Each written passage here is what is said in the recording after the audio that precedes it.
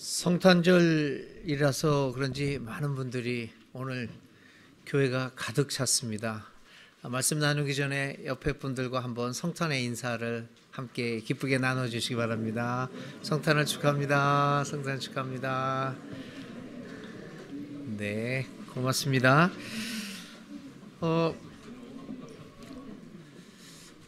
예수님의 생애를 어떻게 우리가 이해하고 있느냐라고 하는 것은 모든 예수를 믿고 또 예수님을 따르고자 하는 신앙인들의 삶의 방향과 그 내용을 결정짓습니다. 예수님의 생애와 죽음을 오직 대속의 의미로만 이해하는 사람은 평생을 통하여 어떻게 죄를 회개하고 죄를 깨끗이 씻어내고 죽음 이후에 천당으로 갈 수 있는가에 온 관심을 쏟아붓습니다. 그러나 예수님의 생애와 그의 죽음을 대속 의미를 넘어서서 이 땅 위에서 하나님 나라의 가치를 삶으로 실천하며 하나님 나라를 이루어가는 과정에서 발생한 의로운 죽음이라고 이해하는 사람은 그의 삶을 통하여 이 땅 위에서 하나님 나라의 가치인 정의, 평화, 사랑과 생명을 추구하는 삶을 살 것이고 그 과정에서 당하는 고난도 마다하지 않는 삶을 살아가게 될 것입니다. 이처럼 우리가 어떻게 예수님의 생애와 죽음을 이해하고 있는 것은 이렇게 중요합니다. 그뿐만 아닙니다. 그의 부활을 어떻게 이해하고 그 외 기독교의 여러 가지 교리 혹은 기독교 언어인 영생, 구원, 천국, 재림, 심판, 원죄 이런 것들에 대하여 어떻게 이해하고 있는가는 매우 중요합니다. 그런 의미에서 오늘은 예수님의 탄생을 기념하는 성탄절인데 이에 따라서 우리의 삶의 정황 속에서 예수님의 탄생, 성탄절의 의미를 다시 한번 생각해 보고자 합니다. 여러분, 오늘 우리가 지키고 있는 성탄절 날짜는 예수님의 정확한 생일은 아닙니다. 사실 12월 25일은 인도, 지금의 이란인 페르시아인들이 페르시아 사람들의 태양신인 미트라 축제의 일이기도 했습니다. 이 태양신 숭배라고 하는 것은 기원전 수천 년부터 인도와 유럽에 이르기까지 널리 퍼져 있었습니다. 그런데 이 종교는 미트라를 신의 아들이자 태양신이라고 부르고 천지를 창조한 창조신이라고도 이해하고 있습니다. 이 미트라 종교는 로마 제국 내의 지배적인 종교는 아니었으나 제국 후반기에 군인들 사이에서는 아주 폭풍 같은 인기를 끌었던 것으로 알려져 있습니다. 그와 동시에 로마 황제들도 당시 황제의 상징 중에 하나가 태양이었기 때문에 미트라교에 대해서는 상당한 호의적인 모습을 보이기도 했습니다. 이 미트라의 축제일이 생일이 12월 25일입니다. 또 다른 한편으로 로마 제국 내에서 12월 25일은 솔 인빅투스, 인빅투스라는 거 이길 수 없는 그러잖아요. 그러니까 무패 무적의 태양의 축일이었습니다. 그래서 이 12월 25일은 미트라가 살아 돌아온 축일이고 그리고 이 무패 무적의 태양신의 축일이었습니다. 이것이 처음부터 예수님의 생일로 지켜진 것은 아니었습니다. 4세기 300년대를 기점으로 해서 서유럽 지방에서 로마 제국 내에서 예수님의 생일로 점차 인식되기 시작해서 이제 완전히 오늘날 크리스마스로 굳어져 버렸다는 주장이 많이 있습니다. 물론 다른 주장들도 분명히 존재하기는 합니다만 대체적으로 우리가 그렇게 알고 있습니다. 이런 배경 속에서 어떤 분들은 기독교가 태양신 종교와 혼합되어 버렸다는 비판을 하기도 합니다. 그리고 오늘 우리가 성탄절 예배로 드리는 이런 것들을 강하게 거부합니다. 그런데 과연 기독교가 이들이 주장하는 대로 로마의 태양신 종교에 혼합되어 버린 것일까요? 형식적으로만 보면 그런 반응이 나올 수도 있을 것입니다. 그런데 우리가 좀 더 성탄절 날짜가 결정된 그 내용과 의미에 조금 더 기울여 보면서 새로운 접근, 뭐 사실 그리 새롭지는 않지만 하여간 새로운 접근을 해보면 또 다른 해석을 해볼 수 있는 여지가 있음을 발견하게 됩니다. 왜 기독교인들은 태양신 미트라의 생일과 예수님의 생일을 연결했을까요? 우리는 예수님의 탄생시의 상황을 보면서 그 이유를 어느 정도 유추해 볼 수 있다고 봅니다. 예수님은 가난한 목수의 아들로 태어나 마구간의 말구유에서 태어났습니다. 그야말로 비참하고 초라한 모습으로 나셨습니다. 그분의 탄생은 어느 누구도 관심을 기울이는 그러한 생일이 아니었습니다. 누가 그의 생일을 기억하고 기록을 남길 만큼 화려한 탄생이었습니까? 아니었습니다. 그러기에 초대교회는 예수님의 탄생 시기에 대한 아무런 역사적 기록을 갖고 있지 않습니다. 당연히 날짜를 정확하게 알지 못합니다. 오늘 우리가 이 설교 후에 부를 찬송 121장의 가사 중에 이런 게 나와요. 왕의 왕 베들레헴에 나신 주. 사실 왕의 왕으로 베들레헴에 오지를 나신 것이 아니라 작고 초라한 어느 누구도 관심을 기울이지 않은 무명의 사람으로 오셨죠. 그러기에 어느 누구도 예수님이 탄생한 날짜를 알지 기억도 못합니다. 그래서 로마 제국과 교회 권력은 300년도 4세기경에 이르러서 12월 25일을 예수 탄생의 날로 정하고 지켜지게 됩니다. 왜 그들은 12월 25일을 예수 탄생, 미트라, 솔 인빅투스, 무패 무적의 태양의 축일로 예수님의 생일을 이렇게 겹치게 했을까요? 이유는 분명합니다. 자신들의 권력 강화와 현상 유지를 위한 목적이었을 것이 틀림없습니다. 로마 제국의 황제, 태양의 아들이라고 느껴지는, 그렇게 존중되고 그렇게 믿어지는 로마 황제가 바로 12월 25일 날 태어난 것 같은 그런 의미를 주기 위하여 12월 25일을 사실은 예수 탄생의 날로 왕의 탄생으로 그렇게 결정했던 것입니다. 그런데 여러분, 이 12월 25일을 예수 탄생의 날로 규정했던 당시 로마 황제들과 교회 권력층들의 그 권력 강화 목적과는 별개로 밑바닥에서 살고 있던 민중들은 다른 해석을 하였을 것이 틀림없습니다.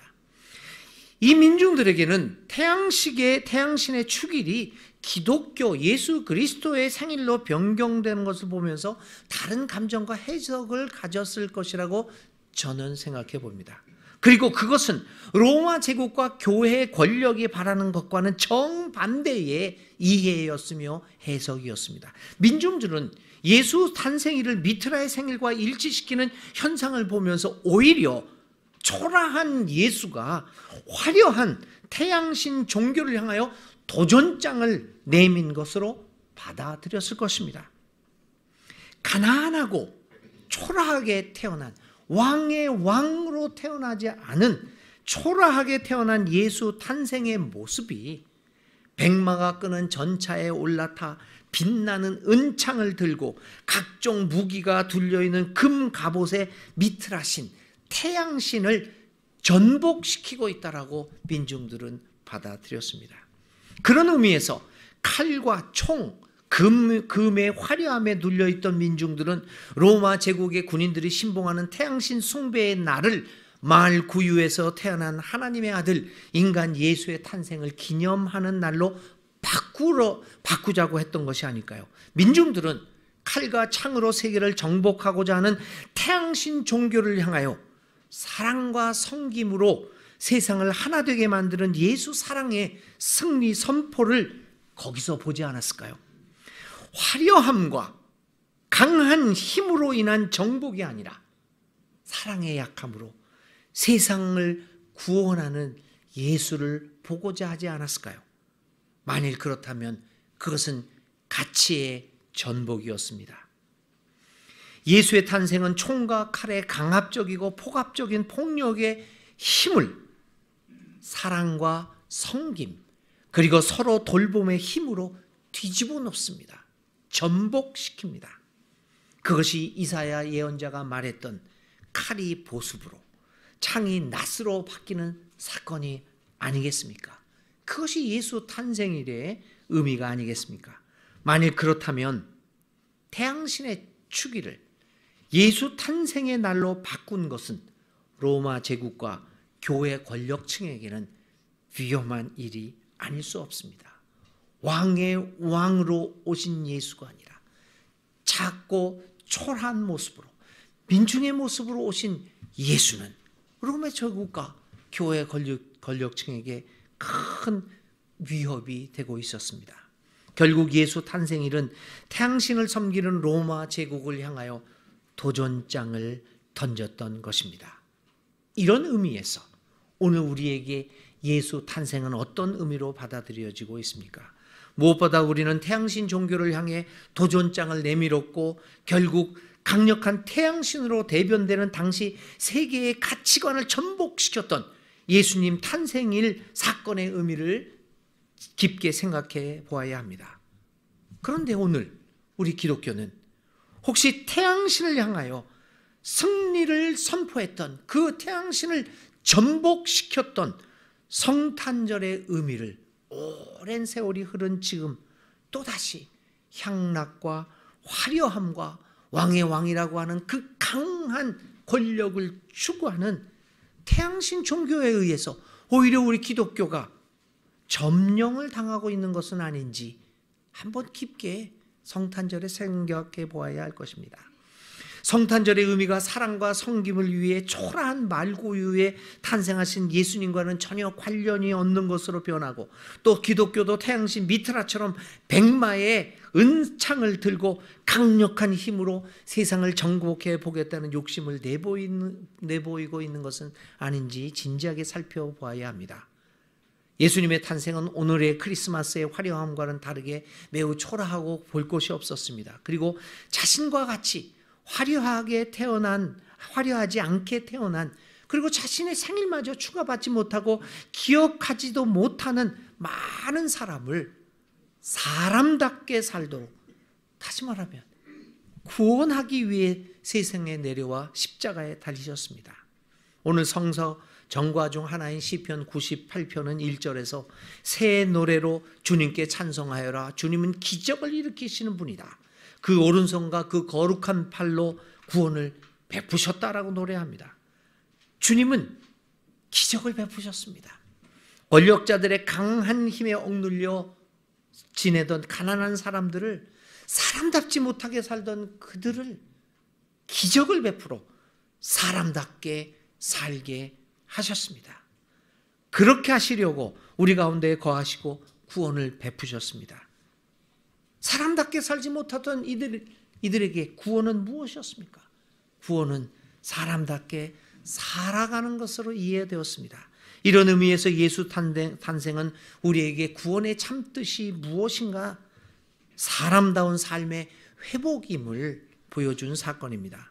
교회 여러분, 우리의 삶이 예수 탄생의 의미를 되새기며 다시 성탄절을 태양신 미트라의 생일이 아닌 작고 초라한 모습으로 오신 진정한 하나님의 아들 예수님의 생일로 바꿀 수 있기를 기도하면서 우리 주님의 의미를, 오심의 의미를 깊게 생각해 보아야 할 것입니다.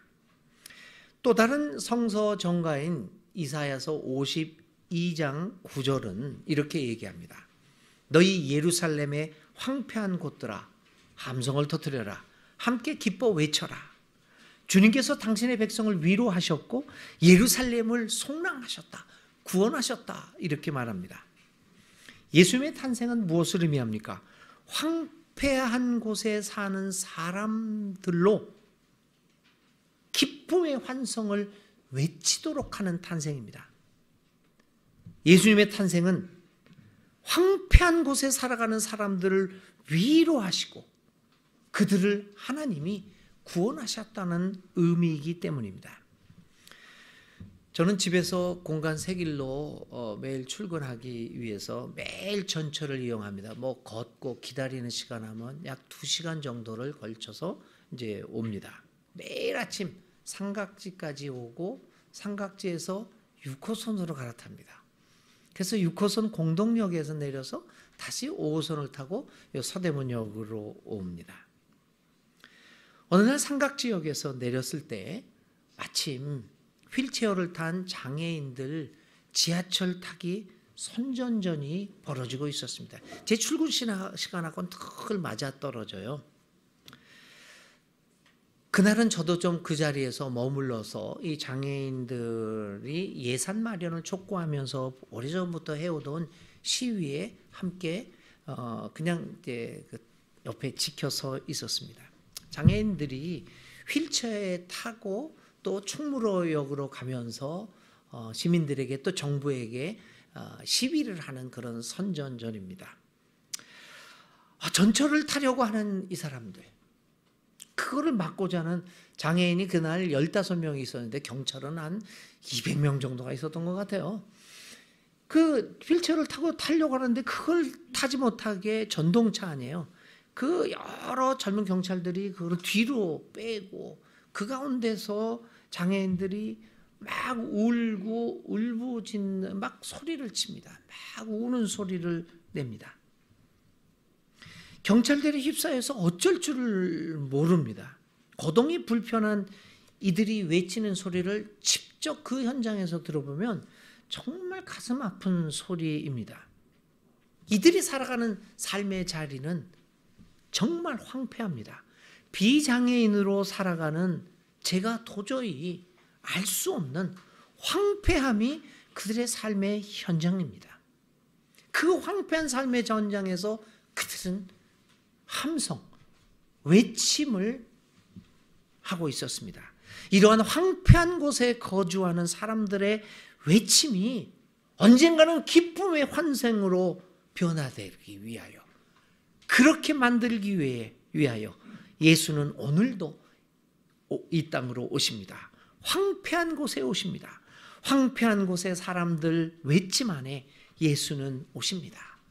오늘 우리 귀에 이 황폐한 곳에 살아가는 사람들의 외침의 소리가 들려옵니까? 만일 그 소리를 들을 수 있다면 우리는 예수를 우리 마음속에 오시는 예수님을 경험하는 것입니다. 한방눈이 펄펄 내리는 날 그는 떠났다. 1991년 12월 27일 입국해서 만 31년 온갖 굳은 일 감당하며 보냈던 미등록 이주 노동을 마치고 그는 떠났다. 이제 더 이상은 이주 노동의 무게를 감당할 수 없게 망가진 무릎을 절뚝거리며 낡은 가방 2개와 지난 시간 그와 함께 했던 고양이를 들고 그는 떠났다. 그의 낡은 2개의 가방 속에는 무엇이 들어있을까? 그의 가슴 속에는 또 무엇이 들어있을까? 누군가 서러운 게 인생이라 했던가?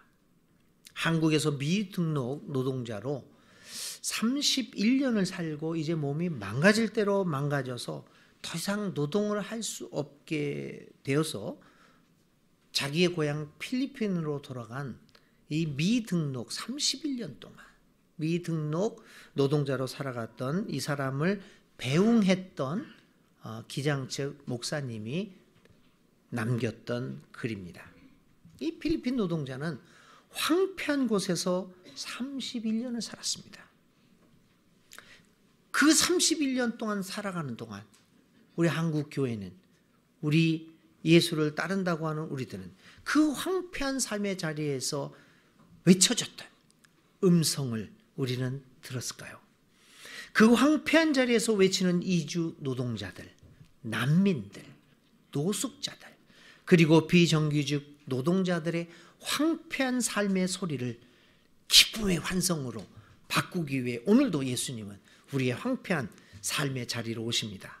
세월호 12구 이태원 참사 유가족들의 삶의 자리는 황폐한 자리입니다. 오늘도 예수님은 그 황폐한 삶의 자리로 오십니다. 그리고 그들의 외침 안에 함께 하십니다. Sol invictus, 무패 무적의 태양신의 왕중 왕의 모습이 아니라 작고 낮고 초라한 모습으로 오셔서 황폐한 자리에 살아가고 있는 우리와 오늘도 함께 하십니다. 요한복음 또 다른 성서 일가인 요한복음 1장 14절은 이렇게 말합니다. 그 말씀은 육신이 되어 우리 가운데 사셨다.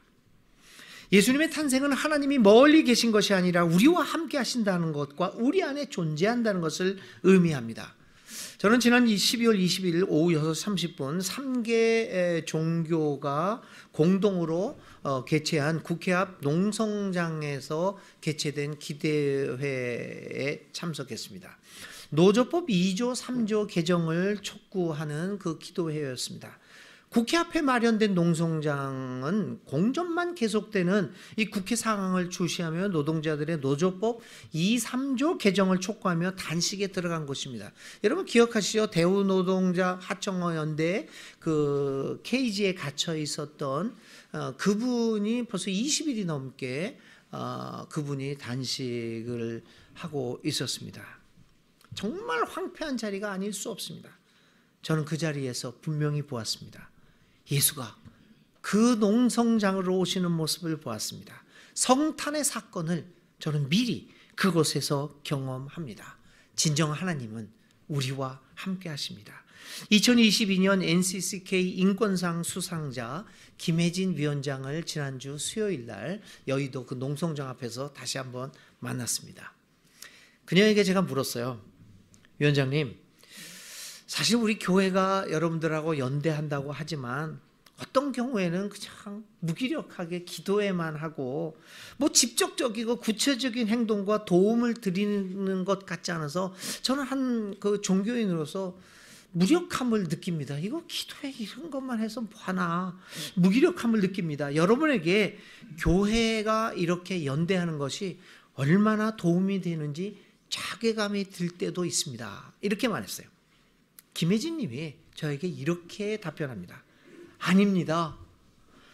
기독교의 연대는 그 어떤 단체의 연대보다 우리에게 힘을 줍니다. 진정 교회는 아무것도 바라지 않고 무조건 함께하는, 함께 연대하는 것으로 우리가 받아들이고 있기에 우리에게는 무한한 용기와 격려가 되고 있습니다. 저희들은 교회에 이 기도회를 통해서 연대를 통하여 거기에 하나님이 우리와 함께 하신다는 믿음을 갖게 되고 이 투쟁의 용기를 더욱 얻습니다. 계속 와주십시오. 이렇게 얘기를 합니다. 오늘 예수님은 어디에서 태어나실까요? 그는 오늘도 우리와 함께 하기 위하여 고난의 삶의 현장으로 오십니다. 그는 우리 가운데 살고 계십니다. 마지막으로 한 가지만 더 말씀드리겠습니다. 지난 목요일 여러분이 잘 아시는 평화운동가 송강호 박사의 책 하나가 영문판으로 번역이 돼서 그 출판 기념회를 종로 5가에서 했습니다. 출판 기념회에 참석을 했는데 거기에 참석한 여성 한 분이 있어요. 이태원에 사신다고 하시는데 이 평화 운동을 지원하는 한 여성분이었습니다. 그 여성이 이런 얘기를 합니다. 돌아가면서 이야기를 하는데 나는 종교가 없습니다. 저는 하나님이 계신지 안 계신지 저는 그걸 잘 모릅니다. 그러나 한 가지 아는 사실은 있습니다. 그러면서 이렇게 말합니다. 나에게는 송강호와 그의 부인 조정래가 하나님입니다. 거기 앉았던 거기 대부분이 목사들이었고 다 종교인들이 앉아 있어요. 다들 너무너무 충격을 받았습니다. 오늘 나에게는 송강호와 그의 부인 조정래가 하나님입니다. 오늘 예수 안에 오시는 하나님은 어디서 볼 수 있는 것일까요? 그리고 우리는 어떻게 세상을 향하여 하나님을 보여줄 수 있을까요? 여러분, 하나님은 예수로 탄생하시면서 우리와 함께 하심을 보여주셨습니다. 우리도 오늘 우리 사회에서 가장 어렵게 살아가고 있는 이들과 함께 살아가는 모습을 보일 때, 그리고 그분들이 이러한 우리의 교회의 모습을 볼 때 하나님이 우리와 함께 하신다고 하고 고백하게 될 것입니다. 그러할 때 진정한 성탄절의 의미는 회복될 것이고, Sol Invictus, 무패와 무적의 태양신을 향하여 도전장을 내밀었던 초기 성탄절의 민중 역사적 의미가 회복될 것이 틀림없습니다. 교회 여러분, 황폐한 곳에 오셔서 우리 안에 사시기 위하여 탄생하시는 예수님, 우리를 연민의 마음으로 바라보시는 예수님의 마음을 생각하는 귀한 성탄절이 되시기를 바랍니다. 오늘 말씀을 마치기 위해서 조이스 러비 짓고 우리 최순인 자매님이 번역한 내 인생의 잔에 나타나 있는 조이스 러비의 시, 예수님의 그 연민의 마음을 그대로 드러내는 그 시를 소개하면서 오늘의 말씀을 마치겠습니다. 나의 연민의 잔에는 세상의 눈물이 담겨 있네요. 깊은 슬픔, 원통함, 서러움이 거기서 넘쳐 흐르네요. 나의 연민의 잔에는 사랑도 교육도 집도 없이 굶주린 아이들의 울부짖음이 담겨 있네요. 나의 연민의 잔에는 전쟁의 비명이 담겨 있네요. 고문당하고 살해되고 투옥되고 강간당하고 불구가 된 이들의 비명이. 나의 연민의 잔에는 근친 상간으로 폭행당하고 조직폭력의 싸움과 죄로 구타당한 이들의 피멍이 담겨 있네요. 나의 연민의 잔에는 말 못하는 이들의 소리가 담겨 있네요. 정신질환자들의, 미등록 불법 이민자들의, 태어나지 못한 이들의, 집이 없는 이들의 소리들이. 나의 연민의 잔에는 가난한 이들의 빈주머니가, 인종차별로 낙인 찍힌 이들의 아픔이, 법을 어긴 이들의 무력함이 담겨 있네요. 나의 연민의 잔에는 상실의 깊은 아픔이 담겨 있네요. 죽어가는 이들의 한숨, 이혼한 이들의 가슴 에이는 아픔들이. 나의 연민의 잔에는 지구의 통증과 신음소리가 담겨 있네요. 멸종당하는 생물들이, 오염된 공기가, 파괴된 숲이, 오물로 덮인 강들이 겪는 지독한 통증이. 거룩하신 하느님이 계시고 죽음과 고통보다 더 강한 사랑이 흐르는 이 모든 자비의 잔에 나의 가슴을 담습니다. 예수님은 연민의 잔에 자신의 가슴을 담고 우리를 구원하기 위하여 오늘도 이 땅에 오십니다. 오시는 예수님의 평화와 은혜와 평강이 여러분 모두에게 함께 하시기를 기원합니다. 예수님의 오심을 잠깐 생각하면서 잠깐 침묵의 기도를 드리겠습니다.